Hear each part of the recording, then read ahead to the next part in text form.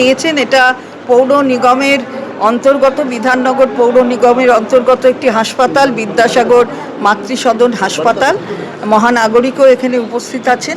খুব ভালো উদ্যোগ যে এর নতুন পালক লাগলো।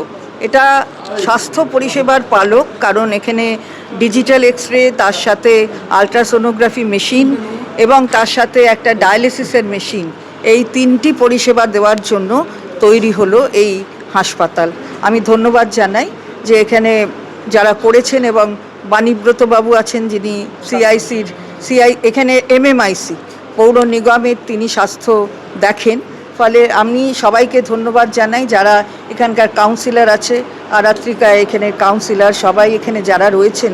আসলে সবাই মিলে না করলে তো মানুষকে পরিষেবা পৌঁছে দেওয়া যায় না, একটা টিমে কাজ করতে হয়। সেই টিম কাজ করেছে বলে মানুষের পরিষেবা এইভাবে পাওয়ার দিকে রাস্তা প্রশস্ত হয়েছে। আমরা আজকের এই অনুষ্ঠান থেকে মাননীয় মুখ্যমন্ত্রীর প্রতি আমাদের অনেক অনেক কৃতজ্ঞতা জানাই। তার এই ধরনের দৃষ্টি নিক্ষেপ না থাকলে বাংলায় স্বাস্থ্য পরিষেবার এই উন্নয়ন হতো না। আজকে এটা আমাদের দীর্ঘদিন, আমি এই অঞ্চল থেকেই বড় হয়েছে।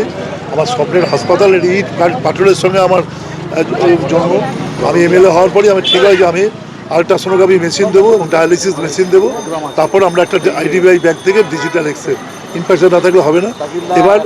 এবার আমরা একটা ব্লকেও দিয়েছি, একটা এতেও দিয়েছি, দুটোকেই আমরা করেছি। আজ তার শুভ উদ্বোধন হলো, স্বাস্থ্যমন্ত্রীকে দিয়ে করলাম। ব্লকের খুব দীর্ঘসূত্রতা হয়েছিল এবং টেকনিক্যাল প্রবলেম হয়েছিল, সেগুলো করে আজকে আমরা আনুষ্ঠানিকভাবে উদ্বোধন করলাম।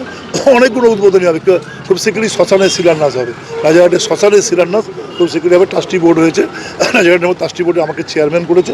খুব শীঘ্রই আমরা 2-4 দিনের মধ্যে আমরা শ্মশানেরও আনুষ্ঠানিকভাবে শুভ সূচনা করবো বিভিন্ন উদ্বোধন। এবং ফায়ার ব্রিগেড স্যাংশন হয়েছে আমাদের, সেই ফায়ার ব্রিগেডও 28 তারিখ আপনাদের আমন্ত্রণ রইল। একটার সময় এই পাশেই সেখানে 15 কাঠা জমি আমরা দিয়েছি, মাননীয় মন্ত্রী সুজিত বসু আনুষ্ঠানিকভাবে শুভ সূচনা করবে। আমাদের বিভিন্ন কর্মসূচি ছিল। আজকের দিনটা আনন্দের দিন।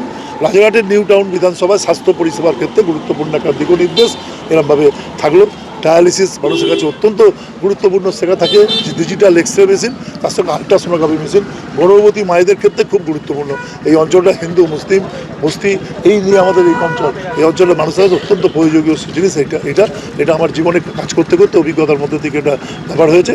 এবং আমার বিধায়ক তহবিল থেকে এই অর্থ মানুষ নির্বাচিত করেছিলেন, প্রায় শেষ পর্যায়ে আছি।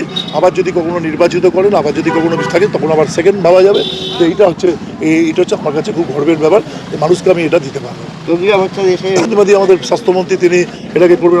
প্লাস এর পাশেই একটা এলাকা যে চন্দ্রমাদি নিজের বিধানসভা, কাদিয়াটি অঞ্চল, সবটাকে রেখে চন্দ্রমাদি সবসময় আমার যে কোনো ব্যাপারে করেন। এই সেদিন আমার ফাইল আটকে গেছিল, ফায়ার ব্রিগেডে উনি ক্লিয়ার করে দিলেন।